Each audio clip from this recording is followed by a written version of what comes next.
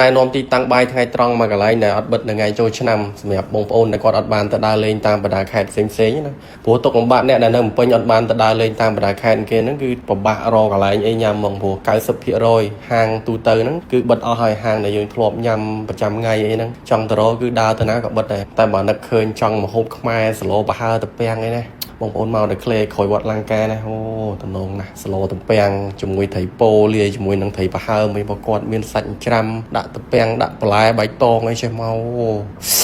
ឃើញតែម្ទេសហើយជាតិមែនតើបងប្អូននេះគាត់ឆ្នៃដាក់ជាមួយនឹងត្រីប្រហើរត្រូវគ្នាមែនតើខ្ញុំធានាថាពេលថ្ងៃត្រង់បងប្អូនមកចង់រកសឡប្រហើរទៅពាំងញិចម្ទេសដាក់ទឹកត្រីហិលមួយត្រីពោចេះក៏បានបងប្អូនចង់សឡម្ជូរក៏បាស7សឡអីសឡខ្មែរសឡអីហ្នឹងគឺមកនេះគឺមានច្រើនគាត់អត់បិទទេថ្ងៃចូលឆ្នាំលក់រហូតហើយសឡប្រហើរទៅពាំងរបស់គាត់ថ្ងៃនេះគាត់ប្រើជាមួយនឹងត្រីពោលាយជាមួយនឹងត្រីប្រហើរហើយទៅពាំងគាត់ប្រើជាមួយទៅពាំងអស័យសុកណាអានេះគេស្ងោរវាឲ្យវាបាត់ហាងបន្តិចហើយមិនគេយកមកដាក់ឲ្យដាក់បន្ថែមជាមួយម្ទេសដាក់បន្លែបៃតងអីចេះមក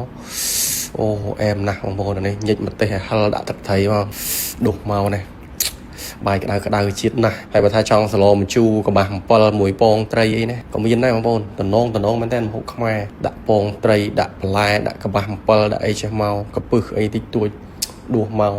ជាតិមែនតើចឹងឲ្យគ្រប់ព្រលឹមឡើងមកចង់រកអីញ៉ាំក្តៅពេលថ្ងៃត្រង់អីមុនយកកម្លាំងទៅបាញ់ទឹកទួនតពូងអីចឹងបងប្អូនអាចមកបាននៅក្លេគាត់អត់បិទទេចឹងចាំខ្ញុំដាក់ទីតាំងព័ត៌មានអិតនៅក្នុងខមមិនឲ្យបងប្អូនដែរហើយសម្រាប់ទីតាំងវិញគ្មានអីពិបាករកទេបងប្អូនមកតែក្រោយវត្តលង្កាហ្នឹងឃើញហាងនៅក្លេហ្នឹងគាត់មានកាហ្វេមានអីព្រលឹមឡើងអីចឹងដែរហើយសម្រាប់ពេលថ្ងៃត្រង់មានម្ហូបខ្មែរម្ហូបអីច្រើនចឹងបងប្អូនអាចមកទាំងអស់គ្នាបានខ្ញុំមានតែប៉ុណ្្នឹងទេដើម្បីចែកម្លែកអរគុណបងប្អូនជំរាបលាបាយ